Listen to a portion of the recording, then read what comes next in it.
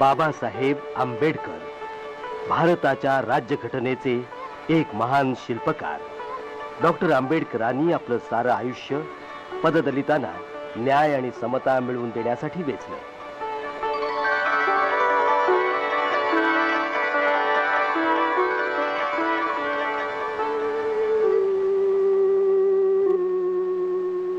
भीमराव आंबेडकरांचा जन्म 14 एप्रिल 1891 मध्ये एका साधारण कुटुंबात झाला.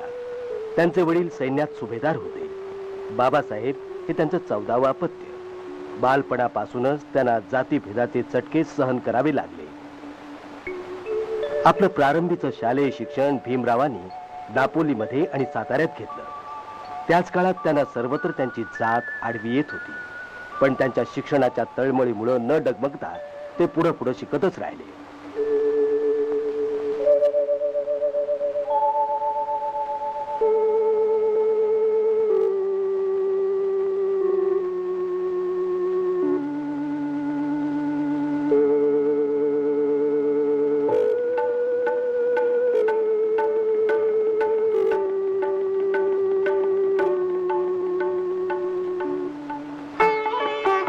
त्यानंतर आपल्या कुटुंबियासह ते मुंबईला आले. निरनिराळ्या संकटांशी सामना देत आंबेडकरांनी शिष्यवृत्त्या मिळवून शाळेतून कॉलेजापर्यंत मजल मारली.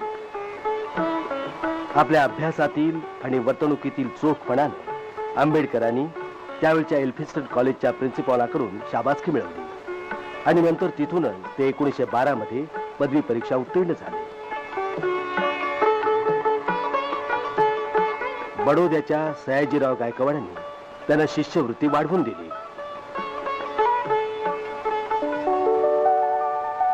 त्यामुळे ते न्यूयॉर्क इथल्या कोलंबिया युनिव्हर्सिटीत गेले.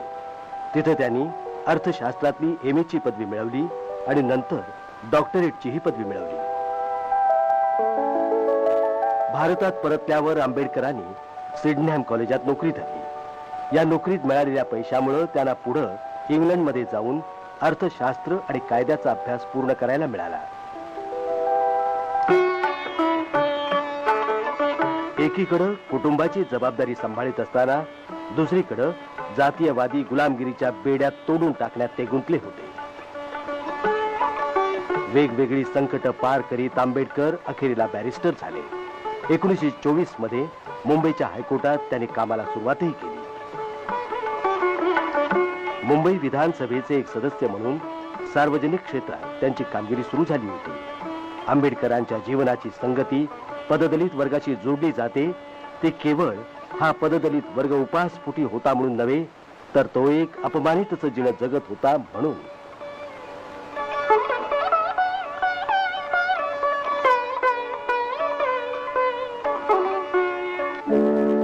आता वेळ आली होती कृती करून दाखवण्याची. महाडमधलं 14 तळ, वास्तविक हे तळ सर्वांसाठी खुलं होतं. तरीही सवर्ण हिंदूंनी ते खासगी मालकीचं असल्याचा दावा केला. हरिजनांना या तळ्यावर पाणी भरण्याची मनाई करण्यात आली. 1927 मध्ये आंबेडकर आणि त्यांच्या अनुयायांनी या अन्यायाविरुद्ध सत्याग्रहाचा मार्ग अवलंबला. प्रसंगी प्रकरण कोर्टातही गेलं. तर आपण सर्वजण तळ्यावर जाऊन आपली ताण लागू आणि म्हणून निरीक्षण थिएटर मधून उभ्या पेठेने तामटाळीनं 6 घाटावरून शेवटी कोर्टानं हरिजनांची मागणी मंजूर केली. आंबेडकरांचा विजय झाला. अस्पृश्यतेविरुद्ध त्यांनी बंडाचं निशाण उभारलं. त्यासाठी प्रचाराचं योग्य साधन म्हणून वर्तमानपत्र काढणं हाच एकमेव मार्ग आंबेडकरांपाशी होता. बहिष्कृत भारत या मराठी पाक्षिकातील संपादकीयात त्यांनी हिंदू धर्मावर कोरडे उठले. आपल्या सुरुवातीच्या काळात आंबेडकरांनी जी पदं भूषवली होती त्यात मुंबईच्या सरकारी लॉ कॉलेजात प्रिन्सिपॉल होण्याचं भाग्य त्यांना लाभलं. त्यांच्या बुद्धिमत्तेचा केवढा हा मोठा गौरव.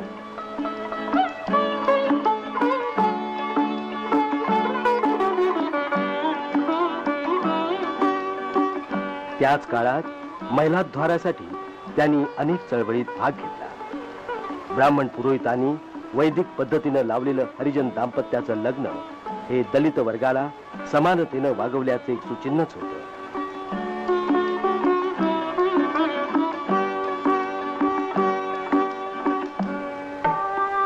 आता डॉक्टर आंबेडकर दलितांचे पुढारी बनले.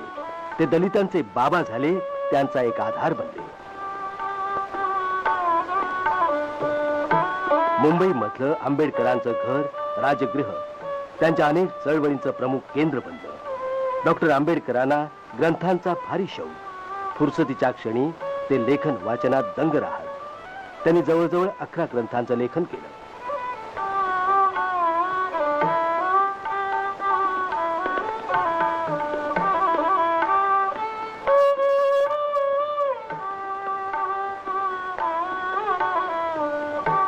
त्यांच्या कार्याचा व्याप वाढत होता. आर्थिक आणि सामाजिक न्याय याविरुद्ध लढण्यासाठी त्यांनी चांगले कार्यकर्ते एकत्रित केले.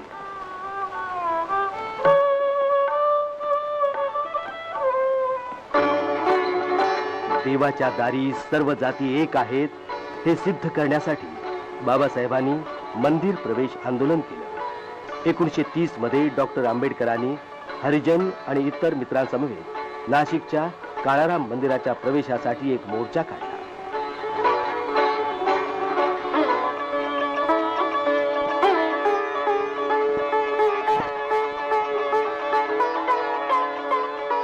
सामाजिक समतेच्या प्रबोधनासाठी त्यांनी याच वर्षात जनता लोकसाप्ताहिक काढलं.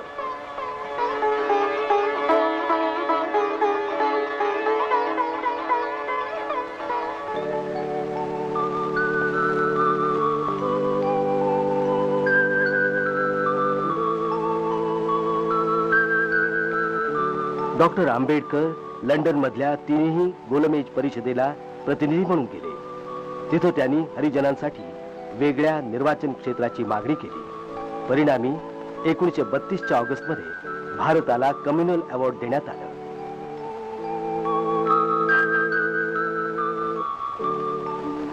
गांधीजींनी आंबेडकरांना विरोध केला. हरिजनांच्या वेगळ्या निर्वाचनाविरुद्ध गांधीजींनी आमरण उपोषण आरंभलं. अखेरीला पुणे करारान्वये हरिजनांना प्रत्येक निर्वाचन क्षेत्रात थोड्या आरक्षित जागा मिळाल्या.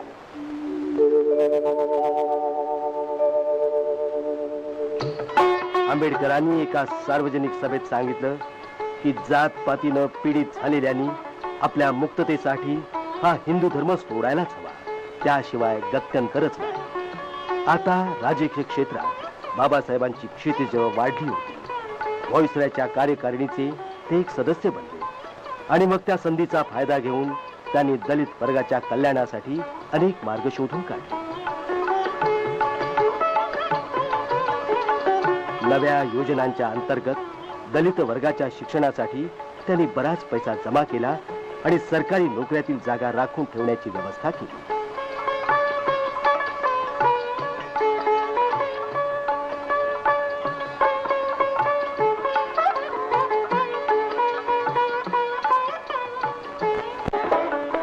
एकोणीसशे 45 बाबासाहेब आंबेडकरांनी पीपल्स एज्युकेशन सोसायटीची स्थापना करून तिच्या योगे अनुसूचित जातीतल्या विद्यार्थ्यांसाठी निरनिराळ्या शिक्षण संस्था उभारल्या. स्वतः शिक्षण तज्ञ असल्यानं डॉक्टर आंबेडकरांना हे ठाऊक होतं की अखेरीला ज्ञानानंच मुक्ती मिळते. जातीयवादाच्या शापानं दलित वर्गाला पार अज्ञानाच्या दरीत ढकलून दिलेलं होतं.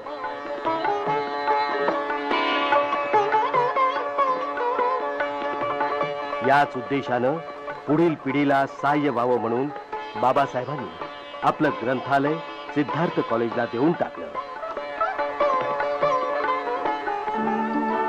स्वातंत्र्य लढ्याचा शेवटचा अंक चालू होता. क्रिप्स मिशननं भारतीय राजकारणाची समस्या सोडवण्याचा प्रयत्न केला, परंतु जवळजवळ सर्वच नेत्यांनी त्यावर बहिष्कार टाकला.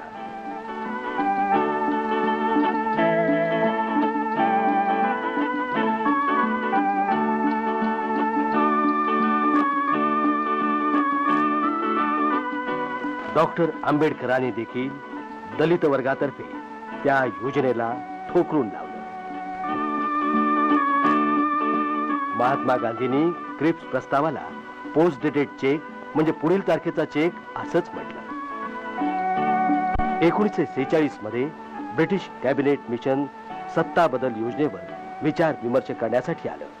हंगामी सरकार आणि एक संविधान सभा तयार करून तिच्या योगे स्वतंत्र भारतासाठी घटना बनवावी अशी योजना होती.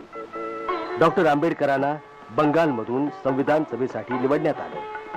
1947च्या ऑगस्टमध्ये संविधान सभेनं एक ड्राफ्टिंग कमिटी घटनेच्या निर्मितीसाठी बनवली आणि तीमध्ये भारताचे केंद्रीय कायदे मंत्री डॉक्टर आंबेडकरांना अध्यक्षपदी विराजमान केलं.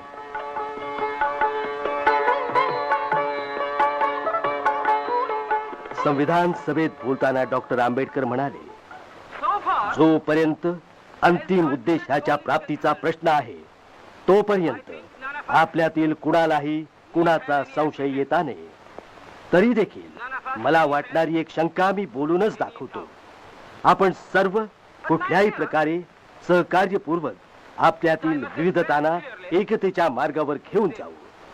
आमच्या लक्ष्याविषयी कसलीच शंका नाही, पण त्या मार्गाने पावलं टाकणंच कठीण आहे. म्हणून आम्हाला एका शक्तिशाली केंद्रीय सरकारची आवश्यकता आहे. That we have today take a decision in common and march in a cooperative way on that road which is bound to lead us to unity. Our difficulty is not with regard to the ultimate. Our difficulty is with regard to the beginning. Mr. Chairman, therefore, I like a strong, united center.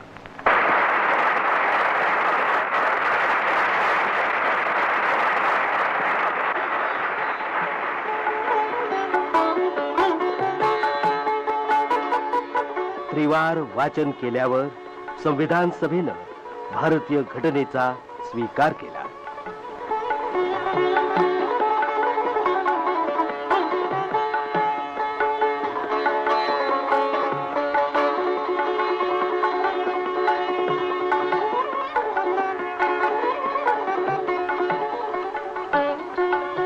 स्वातंत्र्यानंतर आपल्या देशानं सर्व जनतेसाठी आणि विशेष करून दलित वर्गासाठी सामाजिक आणि आर्थिक समानता अंमलात आणण्याचा प्रयत्न केला. अस्पृश्यता नष्ट करण्यात आली. इतकंच काय, अस्पृश्यता मानणं हा गुन्हा ठरवला गेला. आता अनुसूचित जातीच्या विद्यार्थ्यांसाठी IAS परीक्षेच्या शिक्षणाचं एक खास केंद्र देखील उघडलेलं आहे. भारतीय गणराज्याचे पहिले कायदा मंत्री होते डॉक्टर आंबेडकर. केंद्रीय कायदा मंत्री या नात्यानं डॉक्टर आंबेडकरांनी हिंदू कोड बिल अंमलात आणलं. त्यामुळं देशभरच्या कायद्यात समानता येऊन समाज आणि धर्मपालनात सुधारणा होऊ शकेल असं त्यांना वाटलं होतं. आपल्या या उद्देशात साफल्य न मिळाल्यानं त्यांनी 27 सप्टेंबर 1951 मध्ये आपल्या मंत्रिपदाचा राजीनामा दिला. डॉक्टर आंबेडकरांचा सन्मान करण्यासाठी कोलंबिया विश्वविद्यालयानं त्यांना डॉक्टरेट ऑफ लॉ ही पदवी दिली. महात्मा गौतम बुद्धाच्या संदेशाप्रत बाबासाहेबांना त्यांच्या बालपणापासूनच एक प्रकारची आस्था होती. त्यासाठी त्यांनी बुद्धाचा मार्ग चोखाळला. 1956 मध्ये महात्मा बुद्धाची 2500वी महानिर्वाण जयंती होती. त्याच वर्षी 14 ऑक्टोबरला दसऱ्याच्या सुमुहूर्तावर बाबासाहेबांनी बुद्ध धर्माची दीक्षा घेतली. काम अहोरात्र काम अशा या प्रदीर्घ मेहनतीमुळं आणि संघर्षामुळं बाबासाहेबांच्या प्रकृतीवर ताण पडला आणि शेवटी 6 डिसेंबर 1956चा दिल्लीतला तो काळा कुट्ट दिवस उजाडला. वयाच्या 65व्या वर्षी काळानं बाबांना आपल्यापासून हिरावून नेलं. मुंबईमध्ये शोकाकुल जनतेचा एक महासागर उफाळला त्यांच्या लाडक्या बाबांना अखेरचा निरोप देण्यासाठी. दलितांचे बाबा, गोरगरिबांचे कनवाळू बाबा महानिर्वाणाला निघाले. बुद्धम शरणम गच्छामि, धम्मम शरणम गच्छामि.